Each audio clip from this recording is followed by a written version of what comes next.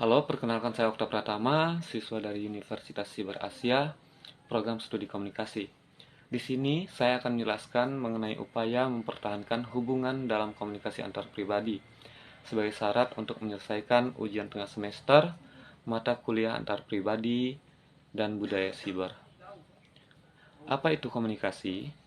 Menurut Stephen Littlejohn, dalam bukunya tentang komunikasi antar pribadi yang terbit pada tahun 1999, menyatakan bahwa komunikasi antar pribadi adalah komunikasi yang terjadi antara individu-individu. Komunikasi antar pribadi melibatkan pertukaran pesan, baik secara verbal maupun nonverbal, antara dua orang atau lebih dalam konteks hubungan interpersonal. Dalam konteks ini, individu-individu saling berinteraksi, menyampaikan informasi, dan saling mempengaruhi dalam komunikasi mereka. Mengapa komunikasi itu penting?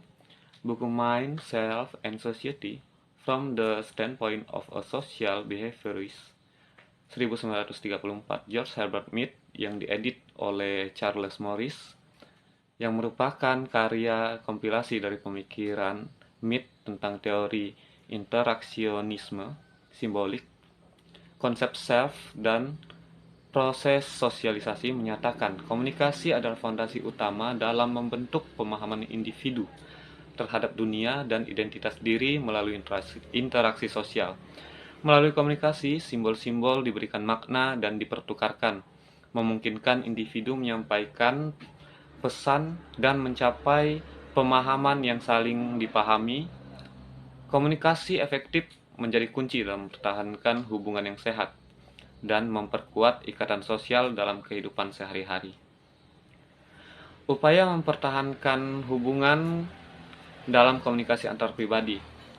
Dalam bukunya sendiri, Mead memang tidak secara rinci mengemukakan konsep mengenai upaya mempertahankan hubungan dalam komunikasi antar pribadi. Namun jika kita analisis kembali, maka ada beberapa poin yang bersinggungan dengan topik bahasan mengenai upaya mempertahankan hubungan dalam komunikasi antar pribadi, yang dibagi menjadi 4 poin, seperti konsep self dan masyarakat. Mead berpendapat bahwa identitas individu terbentuk dari interaksi sosial dan refleksi diri terhadap persepsi orang lain terhadap kita. Dalam hubungan antar pribadi, penting untuk memahami peran self dalam membentuk dan mempertahankan hubungan yang saling memenuhi kebutuhan dan ekspektasi. Kedua, simbolik dan bahasa. Mead menekankan peran simbol-simbol dan bahasa dalam interaksi sosial. Dalam hubungan antar pribadi, komunikasi efektif melalui simbol-simbol dan bahasa yang dipahami bersama. Sangat penting untuk mempertahankan pemahaman yang saling dipahami dan menghindari kesalahpahaman. Yang ketiga, peran lain dalam hubungan. Mead menekankan peran penting orang lain dalam membentuk hubungan. Individu membentuk persepsi mereka berdasarkan pandangan orang lain terhadap mereka. Penting untuk mengakui dan memperhatikan peran orang lain dalam hubungan antar pribadi, serta membangun saling pengertian dan kepercayaan. Poin terakhir, penciptaan makna. Mead berpendapat makna sosial tidak inheren, melainkan diciptakan melalui interaksi sosial. Dalam hubungan antar pribadi, penting untuk terus berkomunikasi dan menciptakan makna bersama dengan pasangan komunikasi.